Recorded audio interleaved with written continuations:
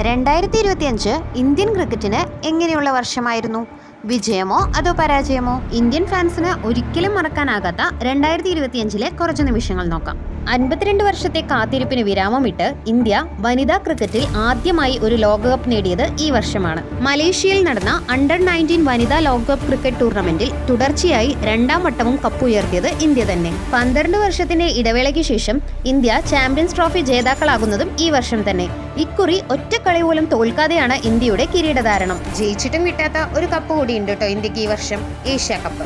UAEയിൽ നടന്ന Asia cup ക്രിക്കറ്റിൽ India ഇക്കുറിയും ചാമ്പ്യന്മാരായെങ്കിലും ഫൈനലിൽ പാകിസ്ഥാനെ തോൽപ്പിച്ച് ലഭിച്ച കിരീടം പാകിസ്ഥാൻ മന്ത്രിയായ Asian cricket council chairman Mohsin നഖ്വിയിൽ നിന്നും കപ്പ് ഏറ്റുവാങ്ങില്ലെന്ന് ഇന്ത്യയുടെ തീരുമാനമായിരുന്നു ട്രോഫി നൽകാതെയുള്ള സമാപന ചടങ്ങിന് കാരണമായത്.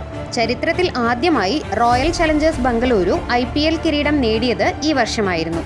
എങ്കിലും അതിന്റെ ആഘോഷങ്ങൾ സ്റ്റേഡിയത്തിലെ ദുരന്തത്തിൽ കലാശിച്ചത് കണ്ണീർ കാഴ്ചയായി മാറി. സ്വന്തം നാട്ടിലെ ടെസ്റ്റ് തോൽവി ഈ വർഷത്തെ തിരിച്ചടിയായിരുന്നു. ദക്ഷിണാഫ്രിക്കയ്ക്കെതിരെ നാട്ടിൽ നടന്ന ടെസ്റ്റ് പരമ്പരയിൽ ഇന്ത്യ പരാജയപ്പെട്ടു. ന്യൂസിലൻഡിനോടും ദക്ഷിണാഫ്രിക്കയോടും നേരിട്ട തോൽവികൾ കാരണം ലോക ടെസ്റ്റ് ചാമ്പ്യൻഷിപ്പിൽ ഫൈനലിൽ പ്രവേശിക്കാനുള്ള അവസരം ഇന്ത്യക്ക് നഷ്ടമായി. രോഹിത് ശർമ്മ, വിരാട് കോഹ്ലി, രവിചന്ദ്രൻ അശ്വിൻ എന്നിവർ ടെസ്റ്റ് ക്രിക്കറ്റിൽ നിന്നും വിരമിച്ചതും ടീമിന് ഒരു വലിയ മാറ്റത്തിന്റെ കാലഘട്ടമായി മാറി. നിങ്ങളുടെ അഭിപ്രായത്തിൽ 2025 ഇന്ത്യയുടെ ഏറ്റവും വലിയ നേട്ടം എന്താണെന്ന് കമന്റ് ചെയ്യണേ.